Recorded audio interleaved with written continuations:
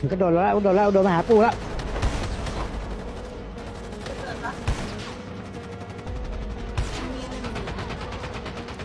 ปูบนหัว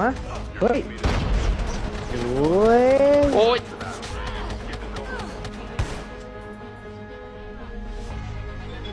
ออกกันมันเล่นซองรัวนะพี่ระวังนะ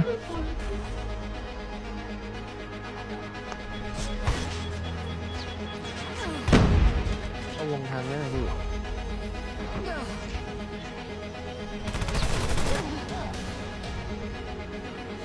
อย่าง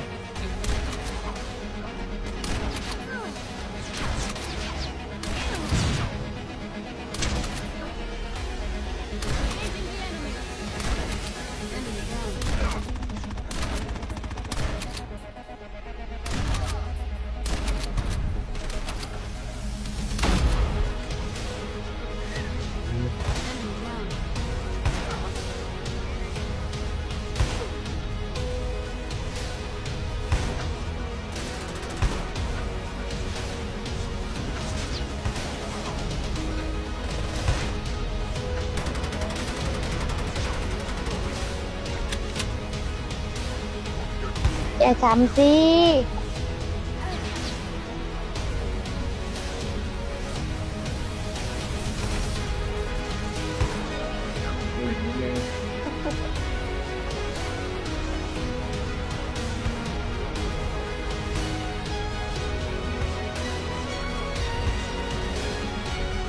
พี่กีฬานี่คือปืนอะไรวะพี่ราคาพี่ราคา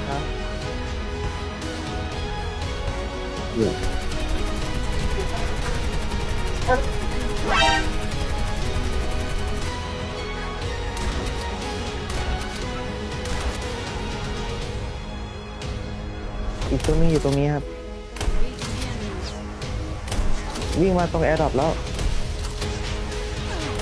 มึงบวกกันเหรอพี่คนละตี้เหรอ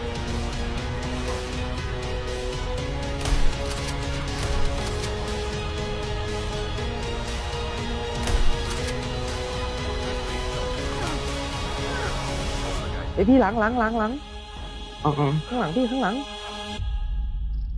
อ้าวชนะเฉย